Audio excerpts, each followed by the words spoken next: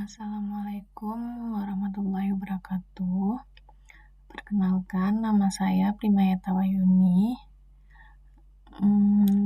NIM 21231007.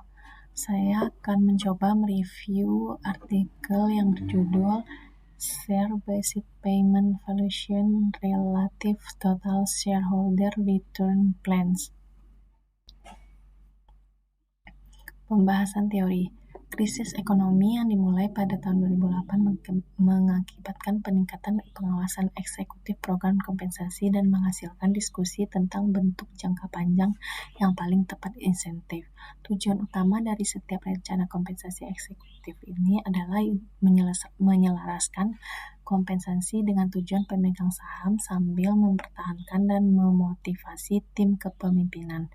Jumlah seluruhnya rencana pengembalian pemegang saham yang disebut TSR menawarkan solusi yang layak dan popularitasnya meningkat secara signifikan.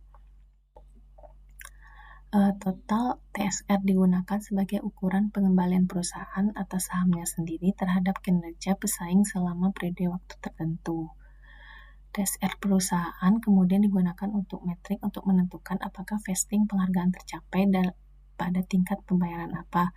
Perlu dicatat bahwa TSR relatif menghilangkan efek air pasang mengangkat semua kapal dan efek air pasang menenggelamkan semua kapal, yaitu pemegang penghargaan dapat merealisasikan nilai dari penghargaan yang mendasari selama perusahaan mengungguli pesaingnya terlepas dari kondisi pasar.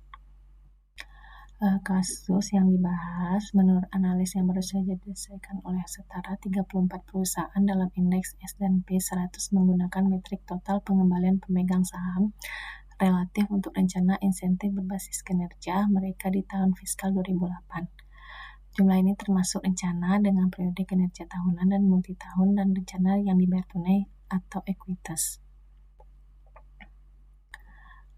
Objek penelitian komputasi TSR. Biasanya rencana TSR menentukan tanggal mulai kinerja dan tanggal akhir kinerja yang berlaku untuk semua perusahaan.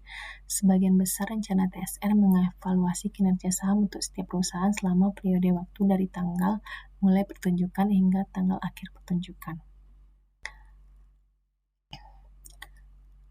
Dalam semua kasus, perlu untuk menghitung nilai rata-rata stok untuk periode waktu tertentu di awal dan di akhir periode kinerja.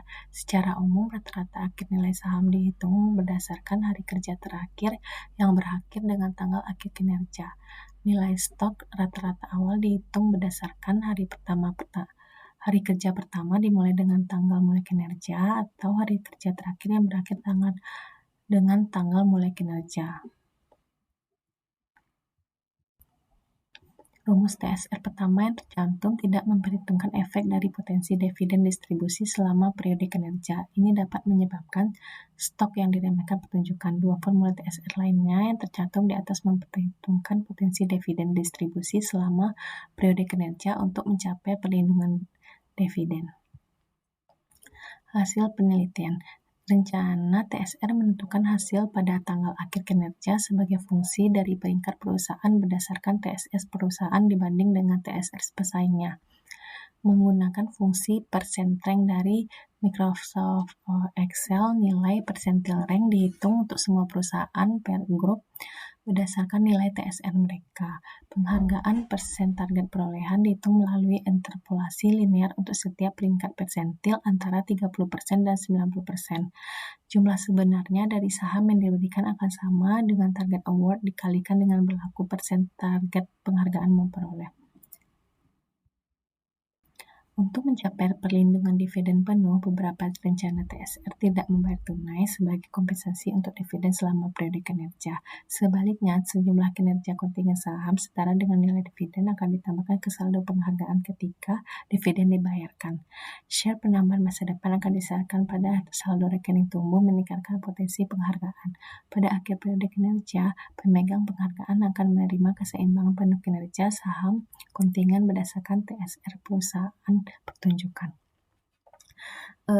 Demikianlah review artikel dari saya.